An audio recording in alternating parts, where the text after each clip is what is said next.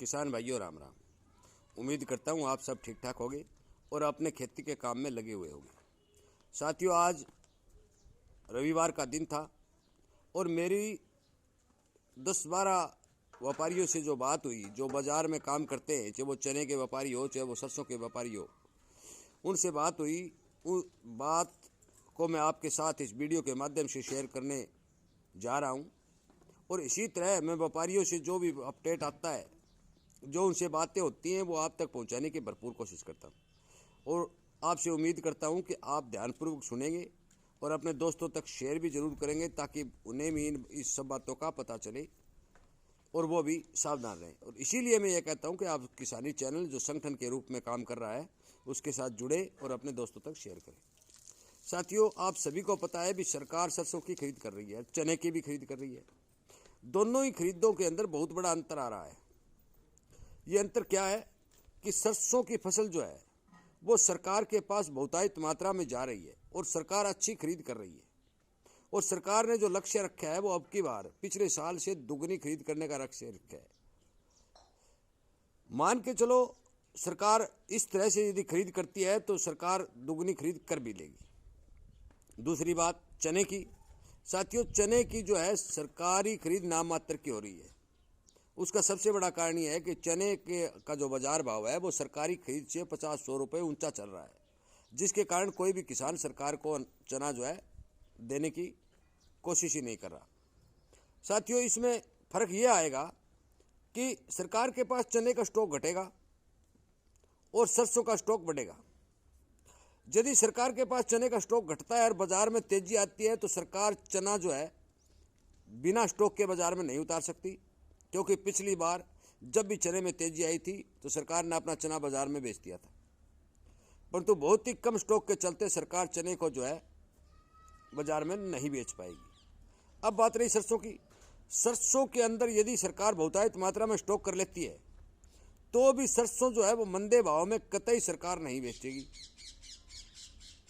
और इस बात का फैसला जब थोड़ी सरसों के अंदर चुनाव के बाद रियलिटी भी बढ़ेगी और जो तेजी चलेगी, उस वक्त होगा कि सरकार कितनी मात्रा में और कब सरसों बाजार में उतारती है।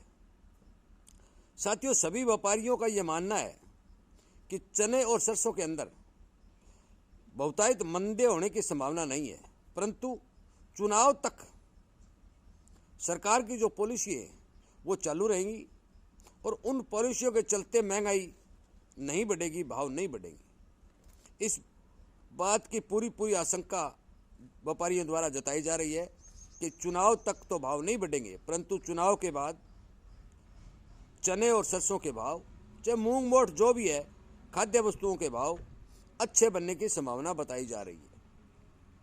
साथियों, आप सभी को पता है कि चुनाव जहाँ जहाँ भी जिस देश में होते हैं वो सभी सरकारें महंगाई न बढ़ने पाए इसके लिए भरपूर कदम उठाती हैं। और बाहर से जो सामान आता है, जो खाद्य वस्तुएं आती हैं, उन पर जो टैक्स लग के आता है सरकार उस टैक्स को घटा देती है, जिसके कारण जो बाहर का सामान है जब वो सस्ता पड़ता है तो कुछ न कुछ महंगाई का दबाव जो है कम हो जाता है और सरकार के सामने महंगाई का मुद्दा नहीं बन पाता, जिसके कारण सरकारें, हर देश की सरकार चाहे किसी भी देश की हो, सरकारें ये कदम उठाती है। अब की बार तो बहुत ज़्यादा देशों के अंदर जो है चुनाव है, परंतु विशेषकर हम भारत की बात करते हैं तो भारत के अंदर सरकार ने जो बिना इम्पोर्ट ड्यूटी के दालें मंगवाई, बहुत ही कम ड्यूटी के ऊपर तेल मंगवाया और कई वस्तुओं के ऊपर ड्यूटी बढ़ाई कि वो बाहर न जाने पाए, जिसके कारण महंगाई काबू में रहे। साथियों, मैं आपसे ये विनय निवेदन करता हूँ कि आप बाजार का पूरा सर्वेक्षण करके ही अपना माल निकालें।